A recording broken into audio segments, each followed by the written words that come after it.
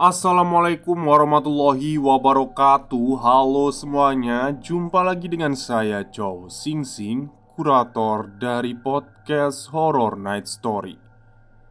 Halo, apa kabar semuanya? Semoga kalian semua sehat-sehat ya. Dan seperti biasanya, pada hari ini saya kembali dan akan membawakan sebuah kisah mistis untuk kalian semua. Dan kisah mistis kali ini saya datangkan dari treat horornya Mas Zero Point, yang mana beliau akan menceritakan sebuah kisah kelam yang ada di rumah sakit. Yang rumah sakit itu berada di pinggiran kota Bogor. Oke, daripada kita berlama-lama, mari kita simak ceritanya. Pasien itu duduk di atas ranjang. Matanya melotot tapi senyum. Dia mengelus-elus perutnya yang besar dan bilang, "Ayo, keluarkan makananku." Treat ini merupakan pengalaman seorang bidan yang bekerja di salah satu rumah sakit tua yang ada di pinggiran Bogor. Cerita ini menggunakan sudut pandang orang pertama dan ditulis langsung oleh narasumber. Saya hanya merapikan sedikit agar lebih nyaman dibaca. Segala bentuk nama dan tempat dalam cerita ini telah disamarkan untuk melindungi privasi narasumber dan pihak-pihak terkait dalam cerita. Panggil saja aku Intan. Aku bekerja sebagai bidan di salah satu poli kandungan rumah sakit besar tua yang ada di pinggiran kota Bogor. Bagi semua yang bekerja di rumah sakit ini, meski sudah biasa, tapi setiap kebagian shift malam selalu jadi tantangan tersendiri. Sudah jadi rahasia umum kalau rumah sakit ini terkenal angker dan banyak cerita-cerita aneh seliweran. Salah satunya tentang sosok perempuan berlendir, penghuni poli kandungan yang suka bersenandung, seperti menidurkan seorang bayi. Menurut cerita yang beredar, ada yang bilang dia dulunya ialah pasien melahirkan yang meninggal bersama bayinya ketika menjalani operasi. Tapi ada juga yang bilang kalau perempuan itu dulunya adalah bidan yang bunuh diri di rumah sakit ini karena hamil di luar nikah. Hampir semua bidan di sini rasanya sudah nggak asing dengan sosok itu, karena banyak dari kami yang kerap diganggu kala tugas. Bahkan beberapa bidan sampai ada yang resign karena nggak kuat. Makhluk perempuan berwujud bidan mengerikan itu sering menganggap atau mengganggu setiap ada pasien yang melahirkan pada waktu malam hari. "Teh, Ibu Ani udah masuk pembukaan 7.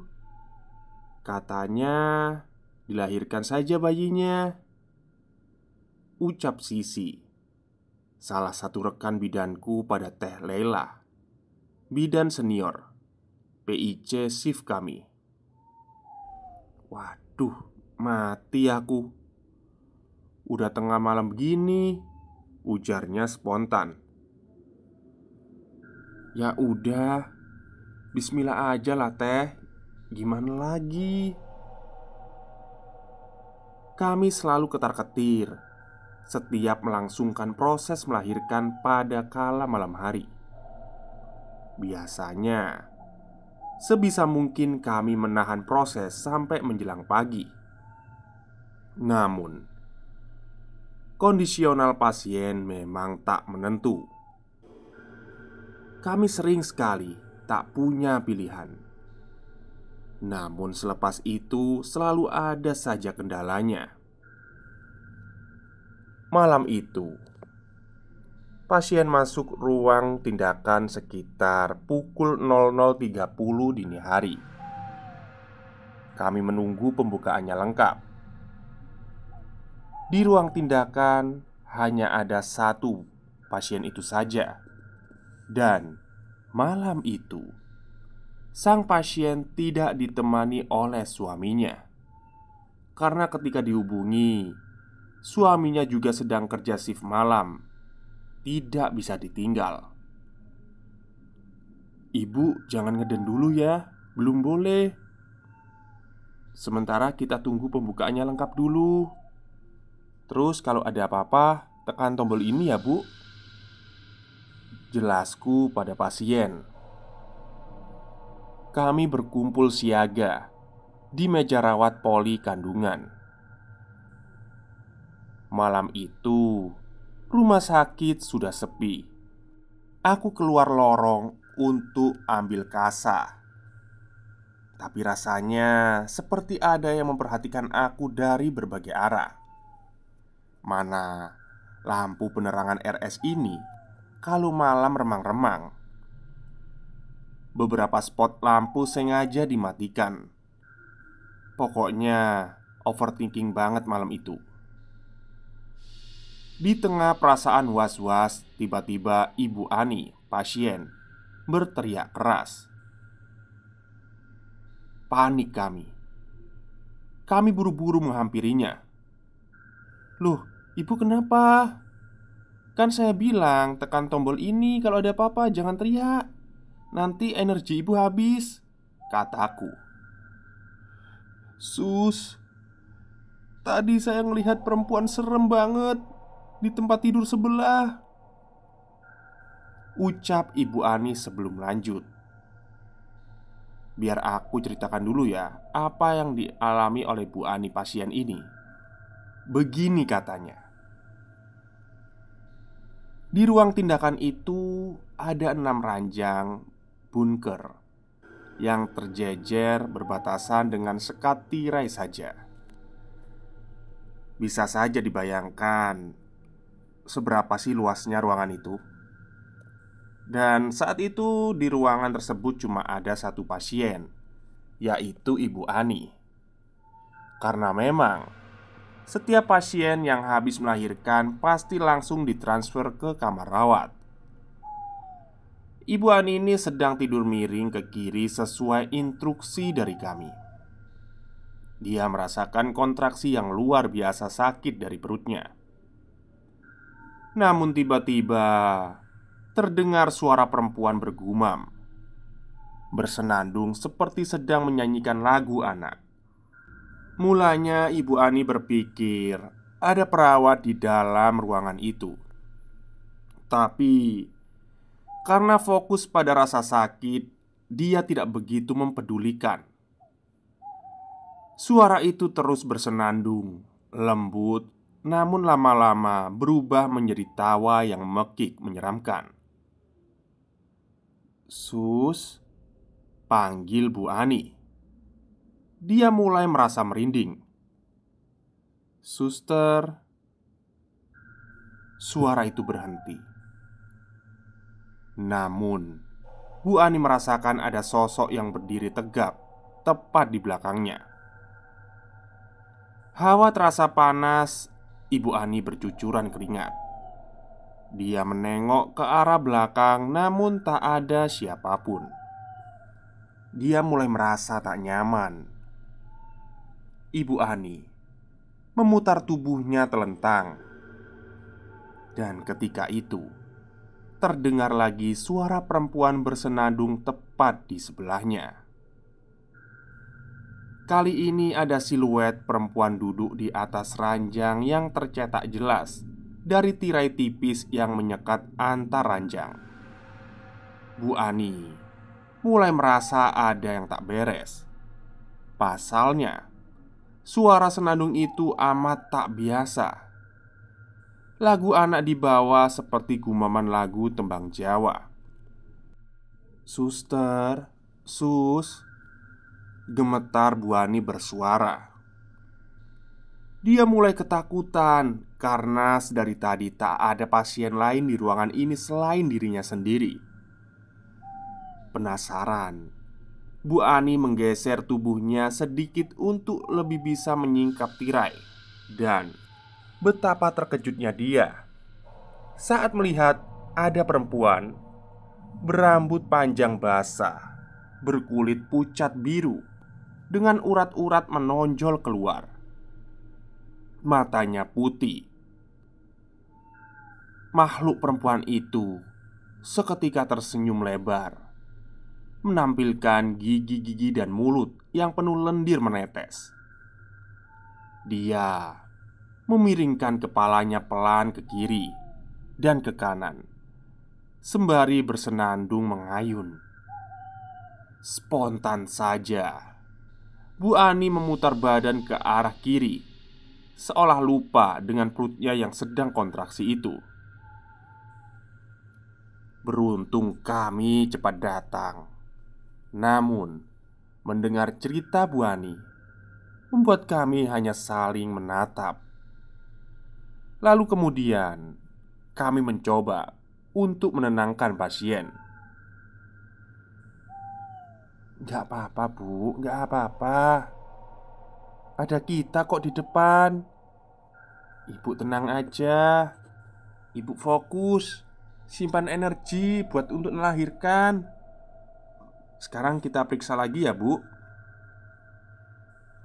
Pembukaan pasien setelah diperiksa sudah hampir lengkap. Bersamaan dengan itu, sejujurnya kami juga deg-degan. Apa yang dialami ibu tadi bisa jadi merupakan suatu pertanda. Apapun itu, firasat kami mulai gak enak. Kami resah, namun mencoba untuk tetap tenang demi menjaga situasi tetap kondusif. Kami mempersiapkan alat-alat medis untuk melahirkan. Aku dan Teh Laila hendak memeriksa ketuban Ibu Ani karena terakhir masih belum pecah. Namun, betapa terkejutnya kita kala itu kala melihat pasien sedang duduk tegap di atas bunker dengan kaki mengayun-ayun. Seketika langkahku terhenti. Aku melihat Ibu Ani dengan seksama. Dia nampak seperti berbeda, seolah tak lagi merasakan sakit. Bu Ani duduk santai menatap lurus sambil bersenandung pelan. Kemudian dia tersenyum lirik ke arah kami. "Bu," panggil Teh Laila. Namun dia tetap tak bergeming. Ketika ditatap, Bu Ani entah mengapa aku merasa takut. Lalu seketika dia mengucap lirih, "Ayo, keluarkan makananku," katanya sambil mengelus-elus perutnya sendiri. Sumpah, aku merinding banget pas ngetik ini. "Tan, buruan panggil satpam," pinta Teh Laila.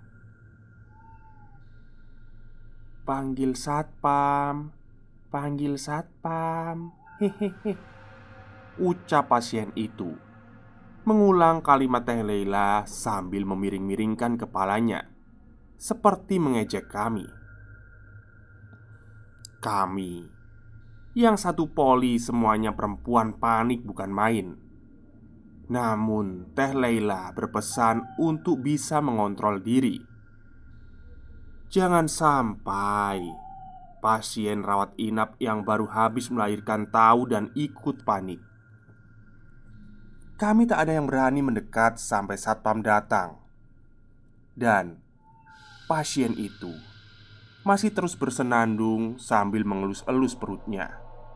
Malam itu sangat keos. Pasien sempat mengamuk meronta-ronta. Kami semua berusaha sekuat tenaga untuk menahannya meski sambil histeris ketakutan. karena hal itu membahayakan keselamatan bayinya. Atas persetujuan dokter, maka kami memutuskan untuk membiusnya saja.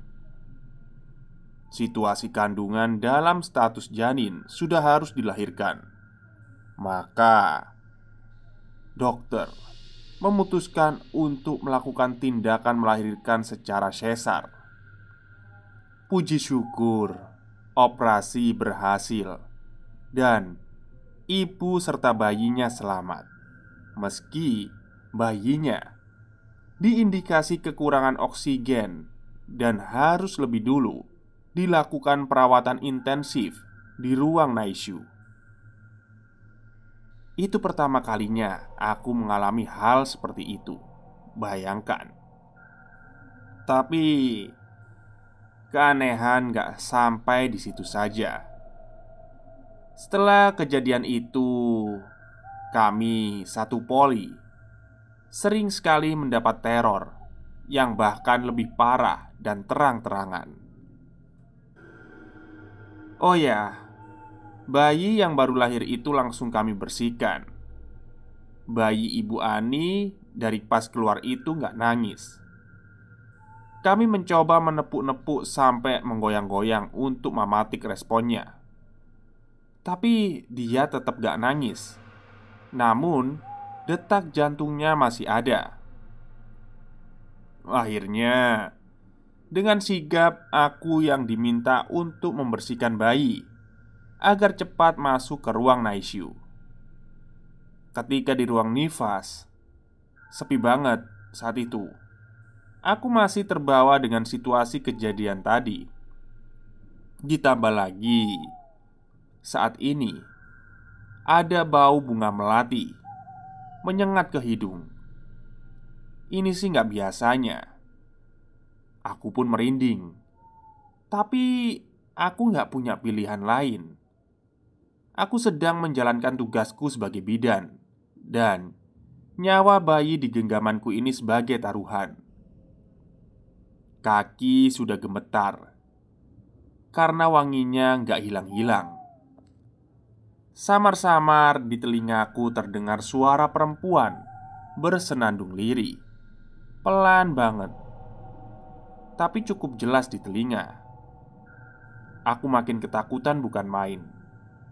Ditambah, aku merasa ada yang sedang berdiri di ambang pintu belakangku yang sengaja kubuka itu.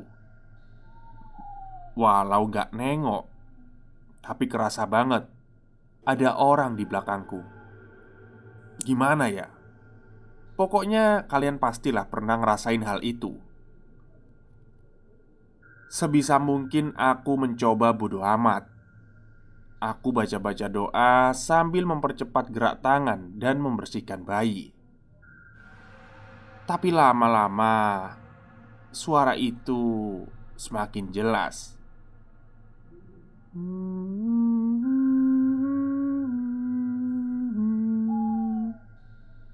Suara senandung, mendayu, seperti nada lagu anak tapi ditembangin. Merinding sumpah. Sosoknya di belakang terasa semakin jelas. Tapi aku gak berani nengok sama sekali. Bacaan-bacaan doa aku suarakan dengan kencang. Tapi saking paniknya, aku malah baca ayat yang sama terus-terusan berulang. Parah banget deh. Bacaan ayatku kacau. Suara itu semakin jelas. Dan kalian tahu, aku merasa ada siluet hitam tepat di atas kepalaku. Saat ini aku gak berani nengok. Suara senandung itu makin jelas, terasa dekat banget sama telinga. Teh Lela, Nuri, Teh. Aku spontan sembarang memanggil nama, berharap ada yang mendengar terus datang nyamperin. Bayi yang tadinya nggak nangis langsung nangis. Di sini antara senang juga merinding aku. Tanganku gemetar, kaku banget. Tapi sebisa mungkin aku melawan dan terus-terusan baca doa. Cuman tiba-tiba saja ada cairan kental yang menetes di atas kepalaku. Aku nggak berani nengok, takut banget. Tapi yang pasti, cairan itu bau amis dan busuk, kayak bau semerbak melati tadi. Tapi baunya langsung kalah, keganti sama bau nggak enak ini. Astagfirullah. Ya, yang bikin aku takut ialah aku nggak tahu. Ini yang aku dengar. Dia berbisik seperti, "Bayi lahir, bayi mati, bayi lahir, bayi mati, bayi lahir, bayi mati." Begitu terus mengulang-ulang di telingaku sampai aku istighfar, mencoba melawan. Aku takut kerasukan terus hilang kendali. Ditambah lagi ada bayi yang lagi aku tangani. "Intan!" Tepukan dari Nuri menyadarkanku. Astagfirullah. Dari tadi aku cuma buka keran menyala saja, tapi belum mandiin bayinya. Ternyata bayinya cuma emang nangis aja. Buru-buru aku bereskan tugasku dan menyerahkan bayi itu ke ruang bayi. Malam itu terasa amat panjang bagiku. Masing-masing dari kami merasakan kejanggalan yang berbeda-beda. Mulai dari mencium aroma busuk sampai mendengar suara senandung. Sampai ada juga yang bilang katanya melihat aku di jalan nemuin si Ibu Ani. Padahal aku masih mandiin bayi. Keesokan harinya, dokter anak, kami mendapat kabar kalau bayi dari Ibu Ani menjadi biru karena saturasi oksigennya menurun. Sudah dibantu alat, tapi masih belum cukup. Beruntung pagi itu pihak keluarga Bu Ani langsung ada yang datang. Dan ketika kami memberitahu kondisi terkini dari bayi Ibu Ani, tiba-tiba si Ibu Ani kayak ketakutan dan bilang, "Saya mau pulang aja. Saya mau pulang. Saya mau pulang bawa anak saya." Kami sekuat tenaga menjelaskan kalau kondisi ibu masih harus diperiksa oleh dokter pasca operasi. Sedangkan bayinya juga belum bisa dipulangkan karena kesehatannya menurun dan masuk di kategori bayi sakit. Bu Ani menangis histeris. Dia bilang, "Kalian itu nggak tahu. Saya nggak mau. Anak saya dibawa setan." Ucapan dari Bu Ani membuat kami semua kaget. Lalu kita akhirnya bicara ke pihak keluarga sekaligus menceritakan apa yang terjadi semalam. Namun, yang mengejutkan ialah pihak keluarga juga menceritakan apa yang diungkap oleh Bu Ani. Kalau dia pada saat tidak sadar waktu operasi, entah mimpi atau tidak, dia berada di rumah sakit ini dalam keadaan seluruh lorong gelap. Rumah sakit ini pun seperti tanpa penerangan. Banyak ari-ari dan mayit janin bergelimpangan. Lalu dia melihat ada satu perempuan berambut panjang yang sedang duduk berjongkok di ujung lorong. Suster. Mulanya Bu Ani mengira itu suster karena penglihatan dari jauh tampak samar. Namun ketika didekati ternyata itu adalah makhluk perempuan berlendir, berambut panjang. Dia sedang jongkok sambil makan ari-ari seperti binatang. Mulutnya penuh darah. Lalu perempuan itu berteriak ke Bu Ani, "Makananku mana?" Kemudian pas sadar, badan belakang Bu Ani saat digantikan pakaian itu berbau amis dan ada sisa-sisa lendir. Aku diajak melihat untuk membuktikan. Kami diberikan satu tisu yang tadi digunakan untuk mengusap lendir. Benar-benar bau banget lendir itu. Baunya lebih busuk dari telur busuk. Aku tak bisa berkata apa-apa lagi. Kami menjalani prosedur rumah sakit. Kami tetap tidak memperbolehkan Bu Ani dan bayinya untuk pulang karena kondisinya belum stabil. Namun dirinya dan pihak keluarga tetap memaksa pulang. Maka kami pulangkan saja atas dasar kemauan pasien sendiri dalam hal ini. Rumah sakit tidak bertanggung jawab atas segala resikonya. Oh ya, selaras dengan itu ada pengakuan dari Pak Nanto, staf cleaning service rumah sakit yang ikut bercerita kejadian mengerikan yang dialaminya.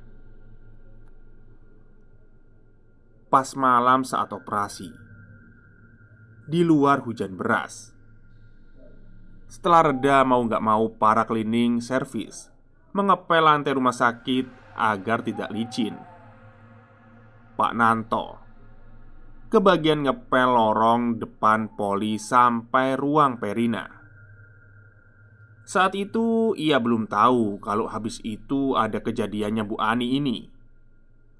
Tapi pada waktu dia ngepel, lantai di sepanjang lorong itu penuh dengan lendir kental yang baunya amis sekali. Pak Nanto sampai pakai banyak karbol, tapi baunya masih pekat.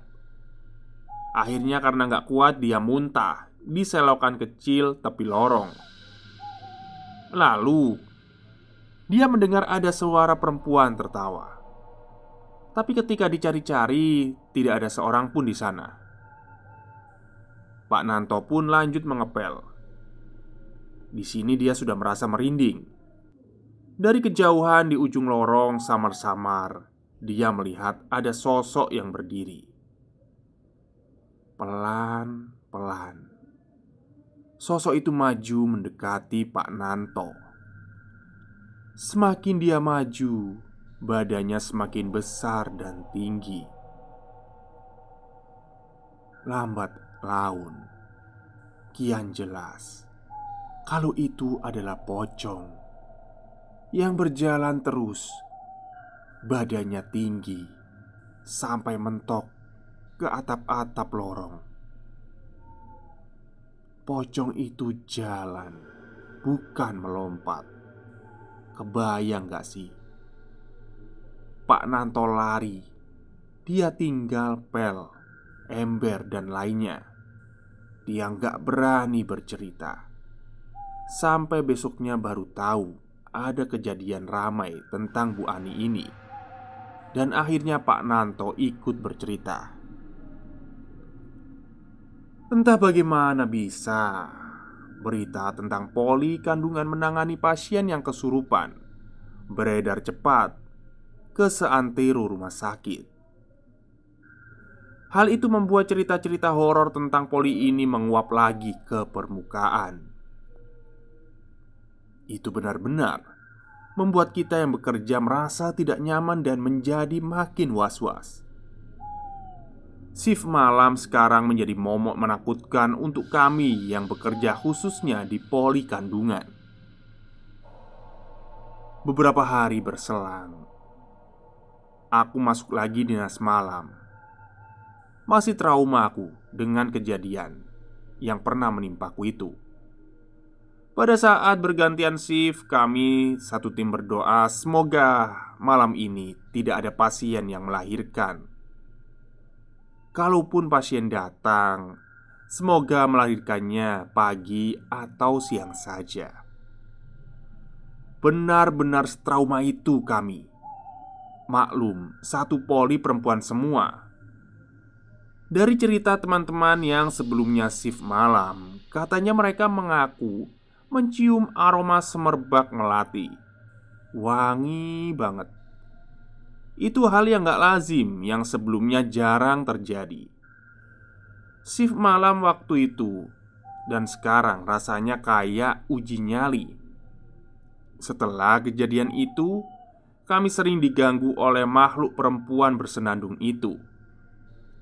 Terakhir, lagi-lagi pas shift malam, Teh Laila juga melihat sosok perempuan yang merangkak, yang dari mulutnya mengeluarkan lendir. Makhluk itu tengah menjilat-jilati lantai sampai Teh Lila yang melihatnya pingsan. Ya, aku sudah menyampaikan itikat Bang Jero untuk mewawancarai Teh Laila dan teman-temannya yang lain. Semoga mereka berkenan bercerita jadi bisa dilanjutin treatnya. Oke, mungkin segitu aja ya treat dari poli kandungan. Terima kasih. Oke, itulah akhir cerita dari treat horornya Mas Jiro, Bang Jiro Point, yang didapatkan dari narasumber seorang bidan ya, yang bekerja di sebuah rumah sakit yang ada di pinggiran kota Bogor. Cukup menakutkan juga ya. Tapi memang gimana ya? Apa itu memang setan atau gimana ya? Jadi kayak masa sih bayi yang lahir di situ harus mati kan ya nggak tahu juga gitu. Kayaknya harus dijaga gitu ya. Oke, mungkin itu saja cerita untuk siang hari ini. Semoga kalian semua suka. Selamat siang dan selamat beristirahat.